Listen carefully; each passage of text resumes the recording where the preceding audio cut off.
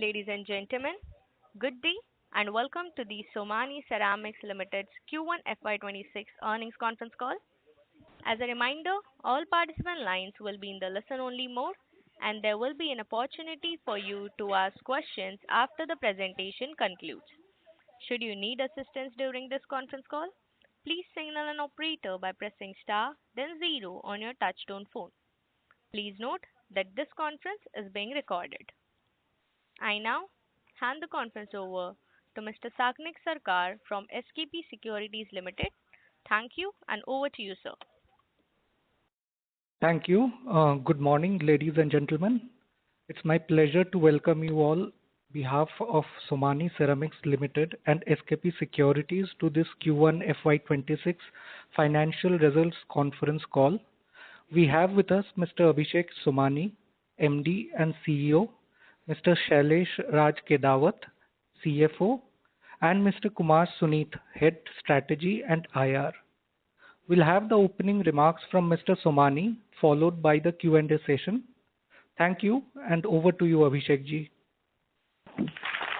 Yeah, thank you so much. Good morning, ladies and gentlemen. Welcome to the Q1 FY26 earnings call. As you have all seen the results already, there's been a muted demand on account of lower sales in India, and also there's a little bit of pressure on lower exports from Morbi to various parts of the world in Q1. Exports declined to 18,000 crores last year, and I think this year it would be a further decline, a couple of thousand crores is what the current trend is showing. Our sales grew by 4% and by volume 3%. I must make a point here that there is a specific sale of Nepal which adds about 1.2%. In Nepal, we have come to an agreement where, knowing to the specific laws of Nepal, we will be getting the sale profit only towards the end of the year, but the sale does not get counted because it's traded goods, and Nepal doesn't allow to consolidate in the sales in Somany. So if I had to account for that, apple to apple, it would be about another 1.2% growth of sales. Operating margin is marginally impacted due to low capacity utilization. Gross margin increased by 3.2% in Q1 quarter on quarter, and it declined 1.8% YOY. Largely, I would think it is flat. JVs were the places where we had the maximum pressure. On a standalone, we did reasonably okay, although the standalone capacity utilization was also low at 72%, whereas the Concall capacity utilization reduced from 81 to 77. There were three plants which were underutilized. One was the Max plant, which is the high-end tiles. We have been extremely patient to make sure that that plant only produces high-end tiles currently.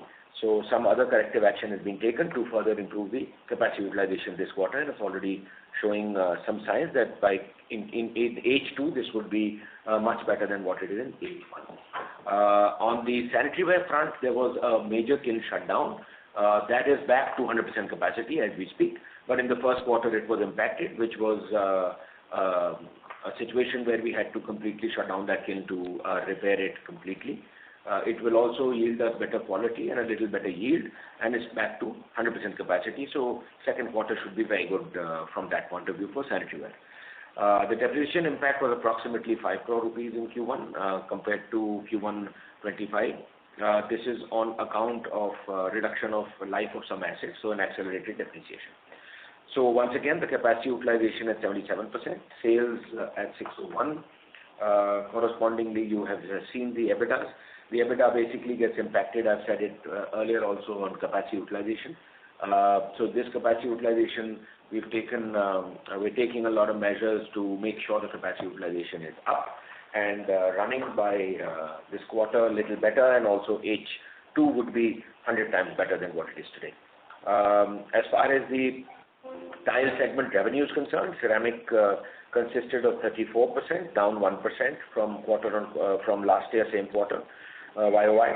PVT is at 26%, down 2%, and GVT is up 40%, up from 37%.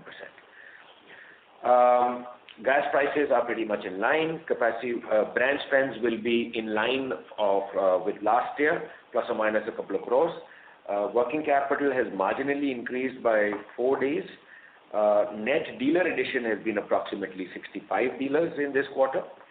Our guidance, we're not changing the guidance. We're still guiding for high single-digit growth and EBITDA expansion of about 1%, and we're very, very confident of the EBITDA expansion if we have a better capacity utilization, and that is something which we've taken very concentrated steps to make sure that goes through.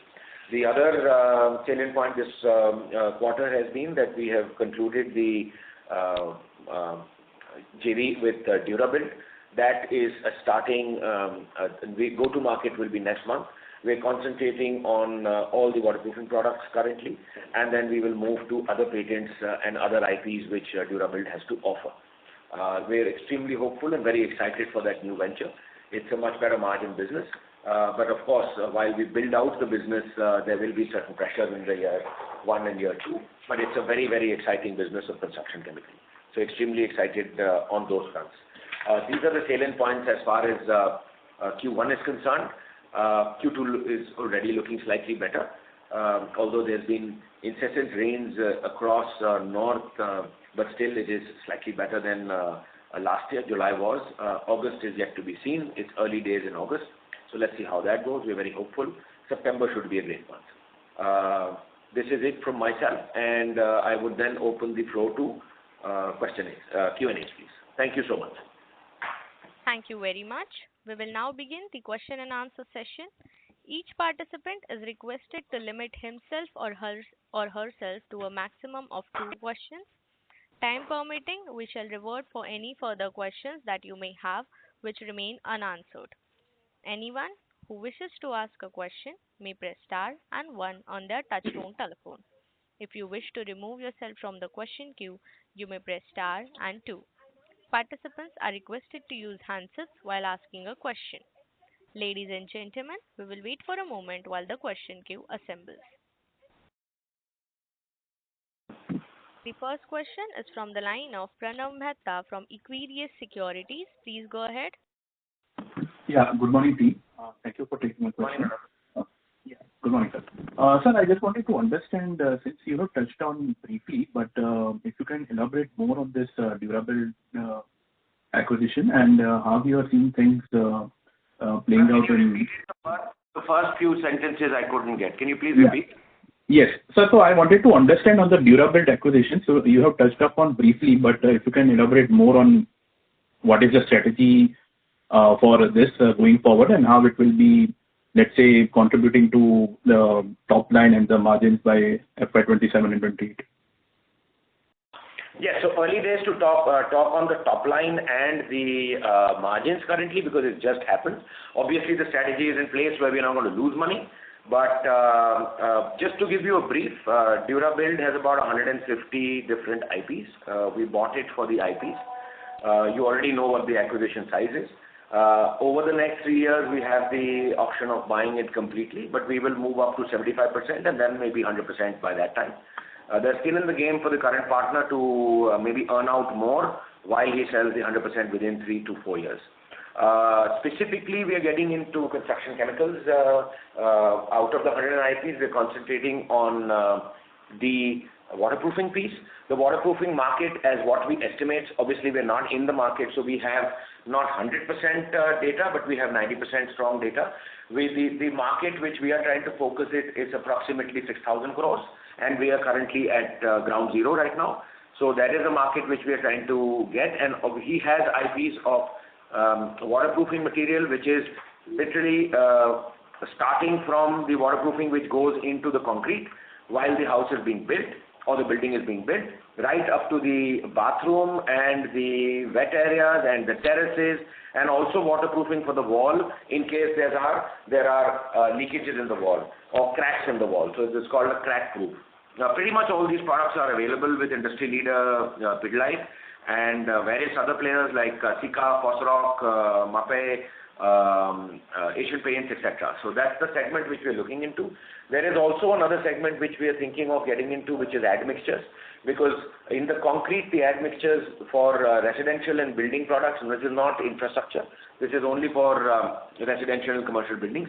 Admixture, that's another market of approximately 6,000 crores, which goes into as an additive on the site or in with RMC plants. So we are gunning for currently an 11,000 crore rupee, 12,000 crore rupee market, and both of those we are virtually at ground zero. This particular company was only selling approximately a couple of crore rupees of adhesives and about 7-8 crore rupees of admixtures.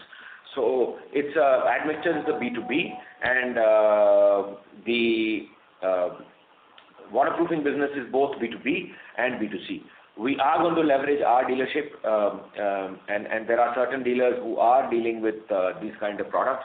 We're going to attract some of our larger distributors also to see if they want to start this business with us. Plus, we will be also getting into certain hardware shops and certain other specific waterproofing and admixture waterproofing stores, the stores like paint stores, various hardware stores. But we did a little bit of a dipstick in a lot of our dealership, not a very significant amount, but a good 10-15% of our dealership also is now been dealing into waterproofing for some time. So that's the business we're getting into. We are currently doing all the packaging and all the go-to-market. We should be ready to go to market in B2B, B2C for waterproofing towards the end of September. Okay, sir. So my next question was on this. So as you rightly mentioned that the demand continues to remain relatively challenging.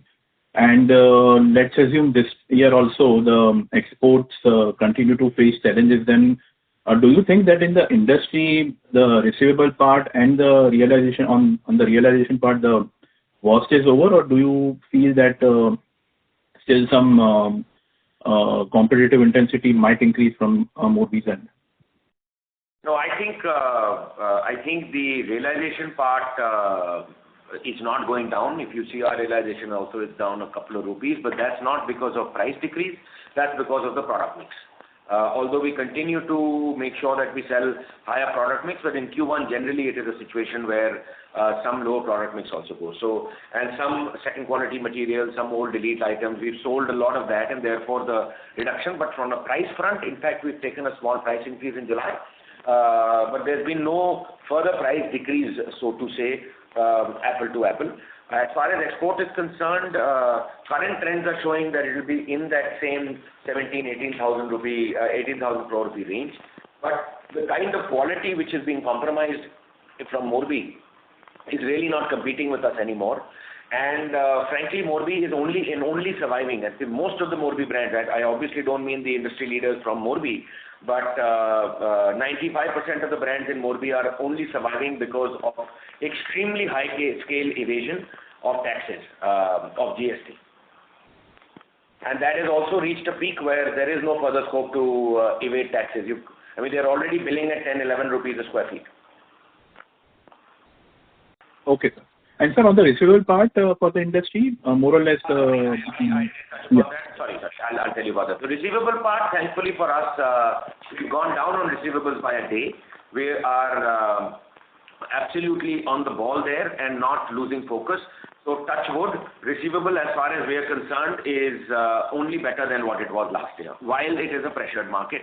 And we're not seeing any further changes there. Or any further movement there. So even in July and August, we are absolutely on the ball. Sure. Thank you very much. Thank you.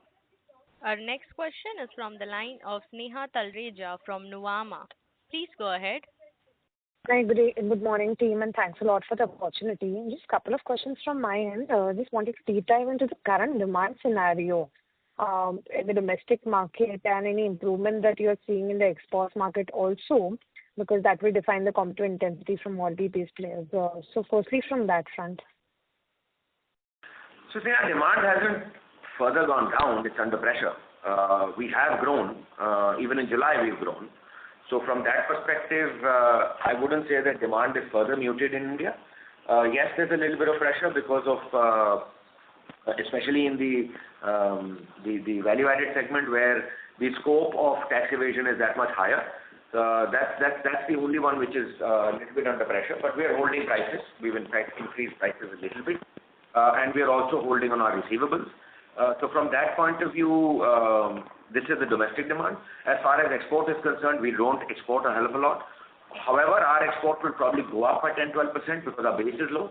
But overall export will be lower is what the trend is showing. But one never knows. In export, there is a couple of months which do cover up. Even if you see last year, till H1, the trajectory was showing that it would be only about 15,000 crores. Then it made up, and finally it touched about 18,000 crores. So that's where the export is. It's not picked up, but has it gone down further? Very slightly, not a very large amount, but the trend is showing that it's not going to be more than 17,000. But I'm the wrong person to ask for export. Probably your channel checks in Morbi would give you a better idea on export. Got that, sir. Got that. Secondly, sir, the peer is, into another level of cost cutting measures that they are taking. So just wanted to understand 2 to 3 things from you. Are you following any of those cost measures along with the leader? That's first. Do you see any implication of those cost-cutting measures coming to you in the form of maybe, some ad spends cut and some market share gains? So some of these aspects, in case you can, touch upon, that would be really, really helpful.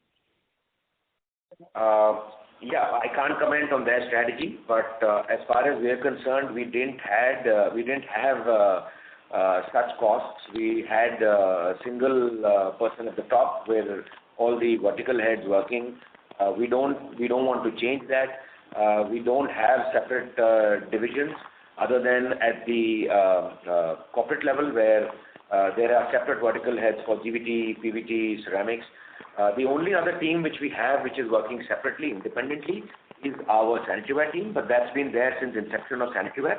And now the adhesive team, which is separate, but it's already been separate since inception. So we didn't have any large costs. But yes, when going is tough, then in legacy companies, there are certain costs which you look at even more carefully. So if you've seen our employee cost, my employee cost has remained the same. Our increments have been, we have given increments, unlike some of the people who have given non-increments. We have given increments, but we've been very, very cautious of that. And touch wood, our team also has been very, very cooperative on that front. If you would see that this year we should be able to reduce, if we grow in the humble digits also and not the high single digits, even then we will be able to reduce our employee cost as a percentage of revenue by 1%. So we're very careful on that account. As far as the other costs are concerned, in terms of advertising, which is the other big one, the advertising cost we are not reducing, but we are maintaining. So as a percentage, it will probably remain slightly, maybe a little more, but nothing very substantial. The other cost which goes down, which we are looking at very carefully, is making travel more effective because as you see, travel has become extremely expensive. So we are being a little more cautious, using a lot of teleconferencing facilities, video conferencing facilities to make sure that reviews, travel, etc. is under check. Obviously, it can't be so much under check because it becomes counterproductive. But to answer your question, we are not following anybody. We have our own strategy. We don't have such crazy costs on human resources. But yes, there is obviously enough and more can be done to make the current resource more productive. We have taken one action. Every year there are certain attritions which happen. In some places we have not filled those gaps. Those are nothing very major. At all levels we've not filled up those gaps, and we have extended the people's territory, and maybe at the plant also we've extended a little bit of their responsibility. But those are not crazy numbers. They're 20, 30, which we have not further replaced, and rather extended the current team's responsibility. So we are very focused on not letting costs go up. while demand is under pressure. That was really, really helpful. So thanks a lot, team, and I'll get back in the queue. Thank you. Our next question is from the line of Rehan Syed from Trinetra Asset Managers. Please go ahead. Yeah, good morning, team, and thank you for giving me the opportunity. So, sir, I have two questions. First, on the SMPL investment side that I have done. So, sir, for the proposed 50 crore investment into SMPL, could you outline the expected return profile, payback period, or either how it fits into the company's broader growth strategy? Sorry, can you speak a little slowly? I'm not understanding. The line is very unclear. Sure, sir. So, sir, my question is regarding the SMPL 50 crore investment side.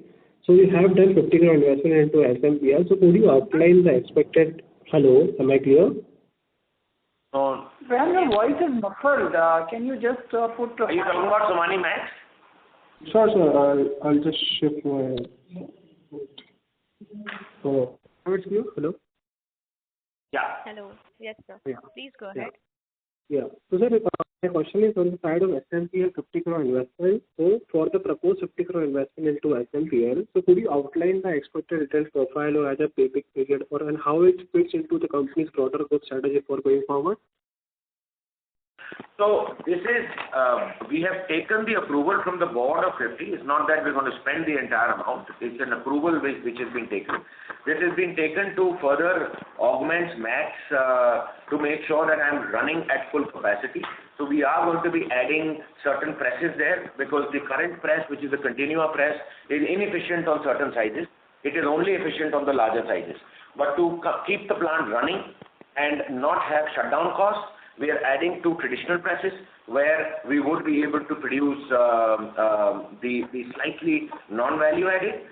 In the interim, at least that will reduce my losses from shutdown costs. And also we are putting in certain other balancing equipment to further augment the value addition. And we are putting a warehouse because this non-value added which will happen, this will go into a separate warehouse because we don't have space in the current warehouse. So therefore, we will have to augment the plant to produce the other warehouse. And the rest of it is because the plant is loss-making, it is to cover certain losses. But this is all through internal approvals.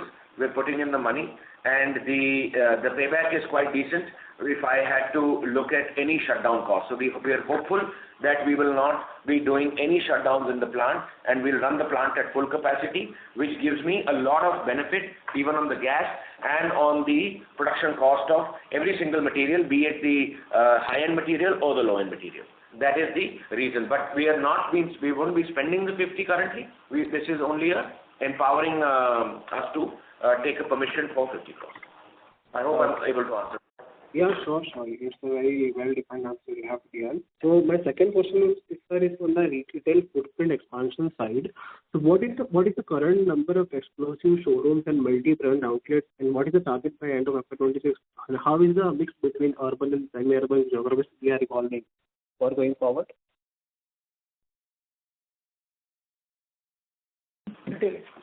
Retail expansion continues. We are at 65 dealer addition, and we will be adding approximately to 250 net additions of dealers. And we have targets for that as to what our net addition of dealers will yield us in terms of sales. So retail expansion continues in mostly tier 2, tier 3 towns. Okay. And some unrestricted areas of tier 1 towns. Okay. And then, my last question, if we just cater this also, if we assume how much percentage of revenue or other margins we can expect for 2 to 3 years down the line, can you just comment what number? Sorry, can you repeat how much percentage of revenue? What? No. Your voice is muffling a lot. Can you please? Yeah, sure.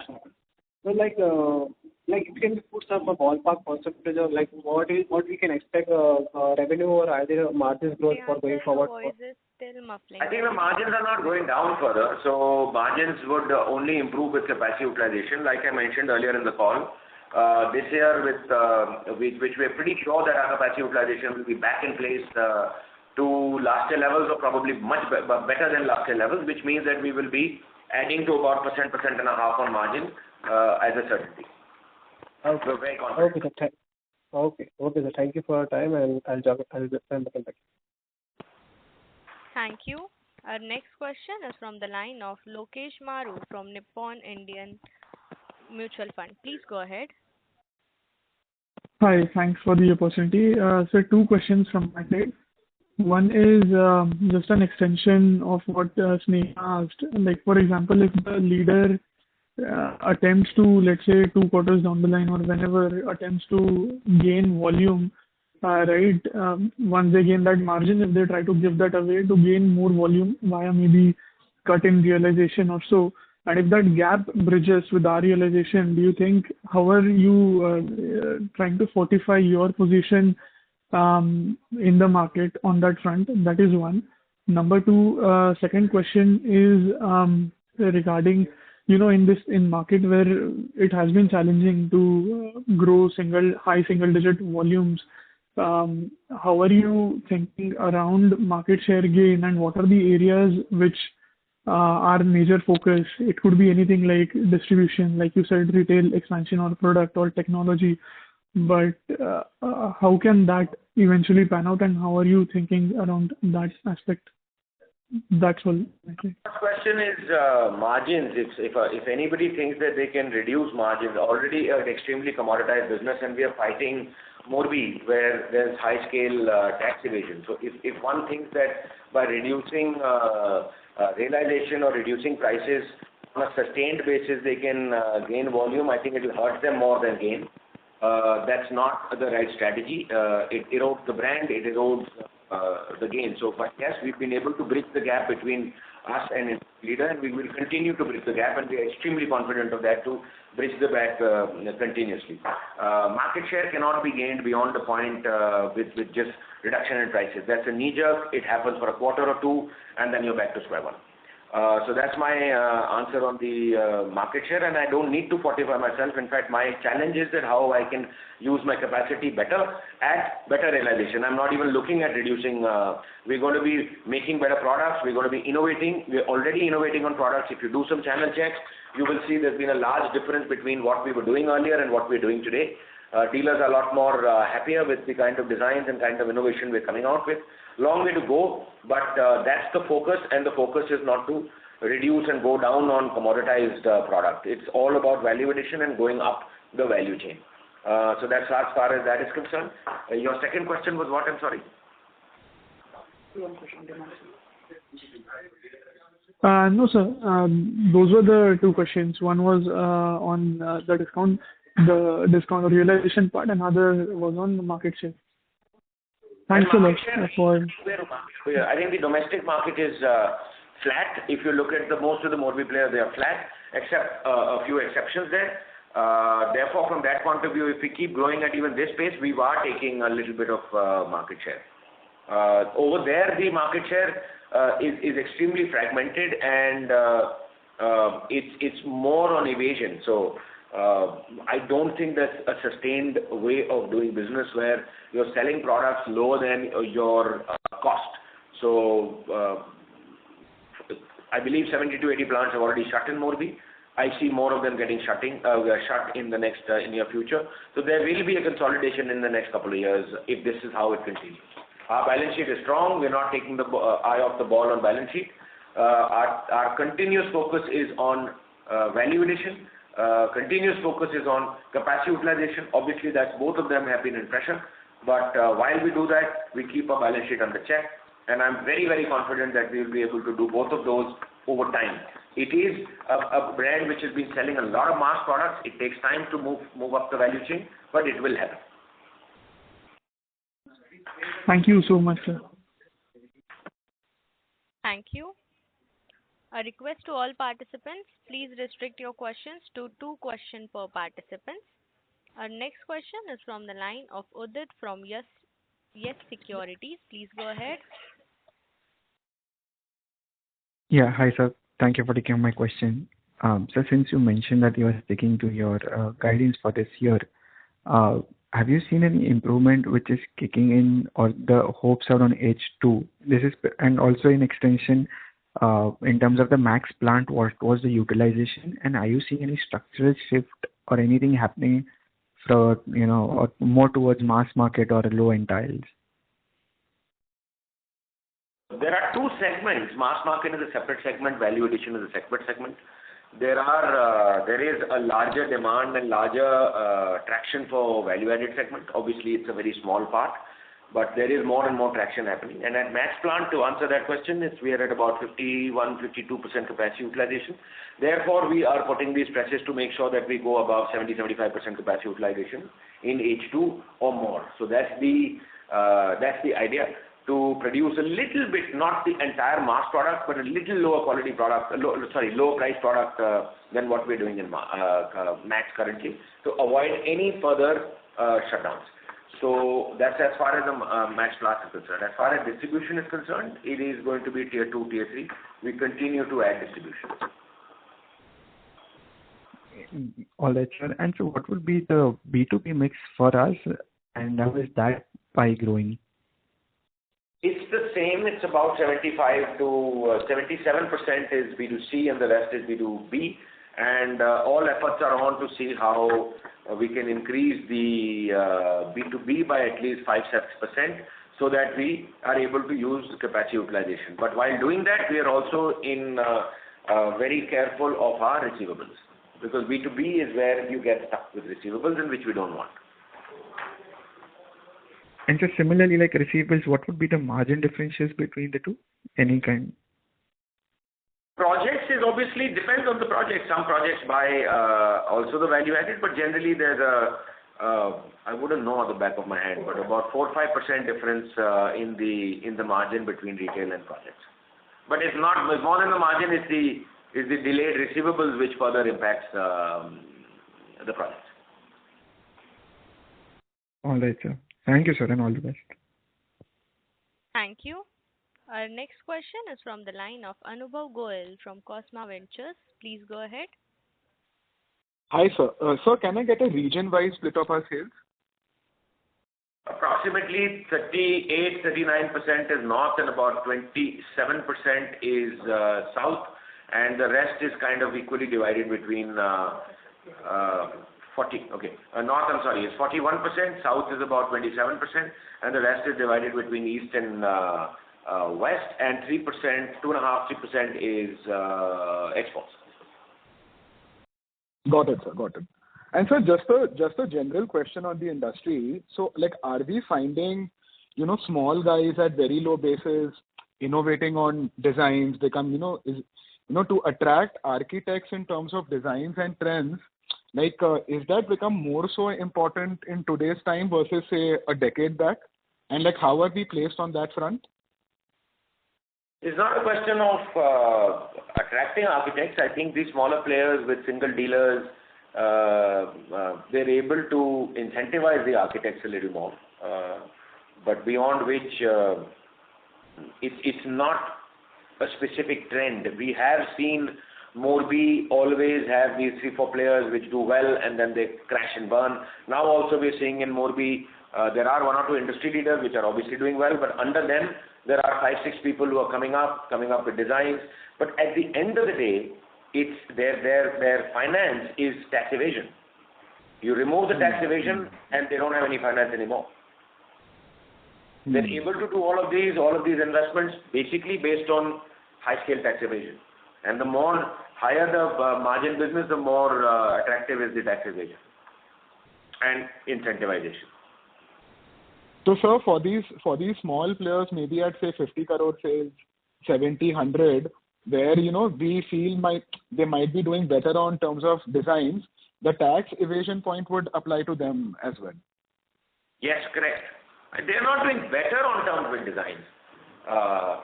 It's just that they have a single dealer in a particular state or particular city. They have 2 dealers. Obviously, there's not much competition. There's a small base. They're able to incentivize the dealer more. They're able to incentivize the consumer and the architect more because of this. But it's not that they have better designs. That's a very, very subjective term. The smaller players do not have better designs.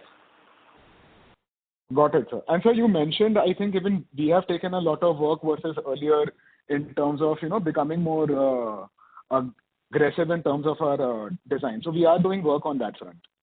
Yes, and we are doing another launch in September and then another launch soon after Diwali. So you'll keep seeing better and better products and better designs coming from us. Okay, sir. And so just my final question on our Max plant. So this, where we are playing the GBT, so this would be sort of mid-premium, right? In today's market, not like very high premium. Oh, Max is premium. Max is not mid-premium. The investment which we're doing is to go to mid-premium, which is part of the plant will go to mid-premium. We're pushing for the premium, but I don't want to dilute the premium to just get into mid-premium. So the idea would be in the interim to stop any losses and therefore shut down losses. Therefore, we are going to make the plant a little fungible, not entirely fungible, a little fungible to make also the mid-premium, which is pretty much everybody is doing that. Even industry leaders have done the same thing. So, sir, you would feel the opportunity is massive. It's like, or is there a thought we need to, keep trying to go up the value chain in terms of realizations? Or you feel the opportunity is massive enough? The opportunity is massive in both areas, in both the commodity, not the really commodity, but the mid-premium and the premium. The IC tiles is extremely commoditized, low margin, but still a lot of opportunities for people who have good balance sheets and have a good distribution. All right, sir. Got it. Thank you so much. Thank you. Our next question is from the line of Keshav Lahoti from HDFC Securities. Please go ahead. Hi. Thank you for the opportunity. So one thing I want to understand, normally if we see your Q4 to Q1, that is Q1Q, the volume decline, possibly what we see the industry leader would be around 20%, but you are somewhere around, let's say, 10%. There is a good gap of, 10 to 12%. And we have seen in earlier years also at times. So what is the reason for the same? So Q4, generally you pressure the system and sell probably 10, 12 days more in Q4. And plus the government also is finishing their, they need to spend their money. So obviously Q4 on all accounts in India is higher. Government spending need to be saturated. They need to spend their amount to get the next year's budgets. So therefore, everybody is looking at, picking up as much material. We also have certain incentive schemes for dealers, which are yearly turnover discount scheme for the year. In case there is somebody who's lagging behind, they try to make up that so that they get that annual incentive. So all of that, generally Q4 on any building material industry, not only tiles, any single building material industry would be higher than Q1.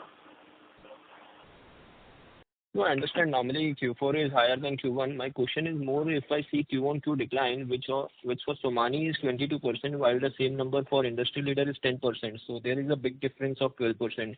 So is there anything different maybe? If Q4 wasn't as good as ours. That's the difference. If you look at Q4, our work was much better. Understood. Got it.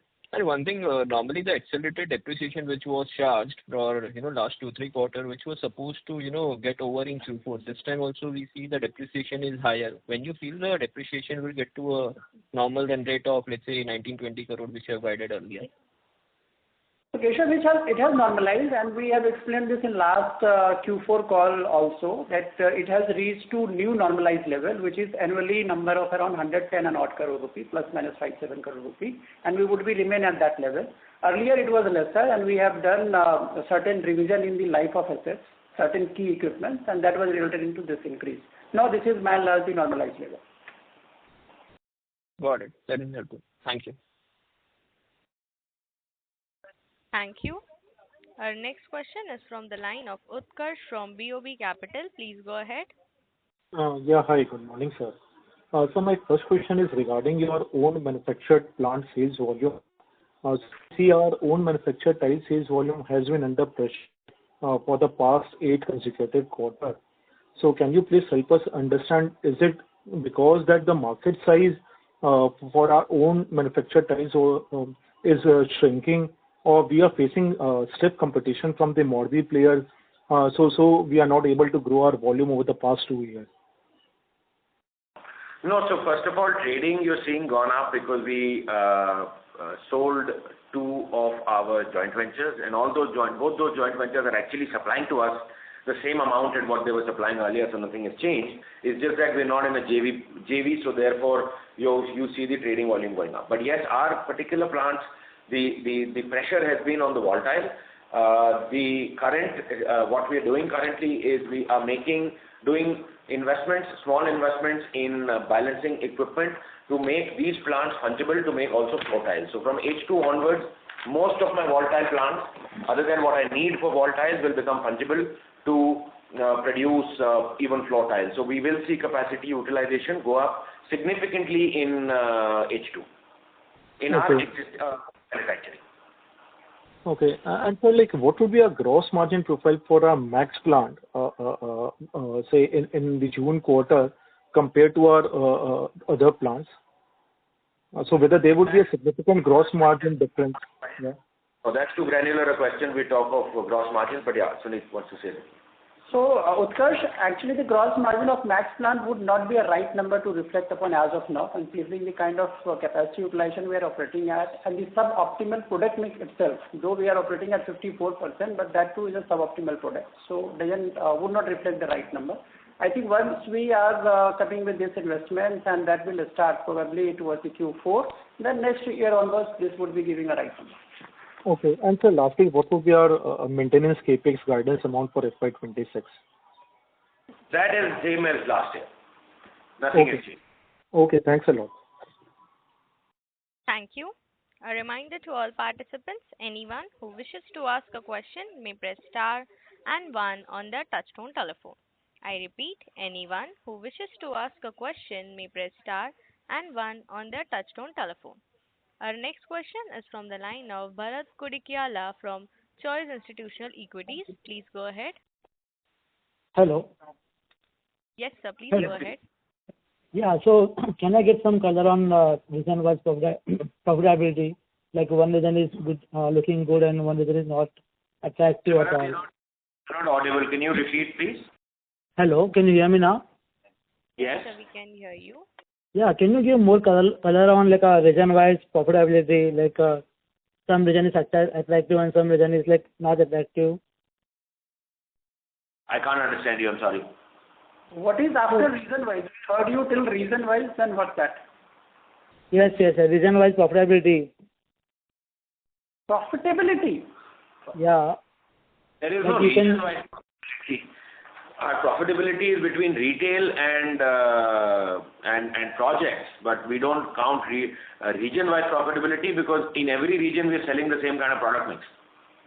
Okay. And can you give the like a split between bathware, like sanitary and faucetware, revenue of sanitaryware and faucetware, a split? Yes, just a minute.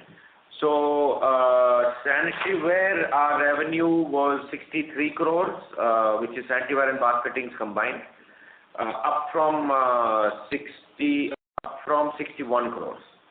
And this would grow at about in early double digits for this year. We had a plant shutdown in sanitaryware in the first quarter, therefore it was lower, but we are absolutely in complete trajectory to grow at low double digits for this year for sanitaryware. So that's doing well. Yeah, faucetware revenue, like bit of faucetware. Faucet and when I say sanitaryware, it's sanitaryware and faucets combined. But Okay, if you want granular, faucets went from 28 to 31 crores, but sanitaryware was flat. So sanitaryware, this quarter will be much better. So therefore, we are absolutely on track for growth of early double digits. Okay. And like, can you give a gas price for QoQ growth and? Little bit, but largely across India, largely flat. Okay. Thank you. That's it from my end. Thank you. Our next question is from the line of Vivek Tulshan from Newmark Capital. Please go ahead. Hi. Could you share the total profit made or the loss made in the Max plant for the last quarter? And would it be fair to say that that was the key reason why the difference in profitability exists in the standalone and consolidated basis? Yes, approximately 5.5, 6 crore rupees has been the 6.5 crore rupees has been the loss from the Max plant. We're going to reduce this loss significantly, and that's been the impact on profitability, which over H2 will reduce, and next year would probably be not there. So very, very confident of that. Got it. Thank you so much. Thank you. A reminder to all participants, anyone who wishes to ask a question may press star and one on their touchtone telephone. Ladies and gentlemen, we will wait for a moment while the question queue assembles.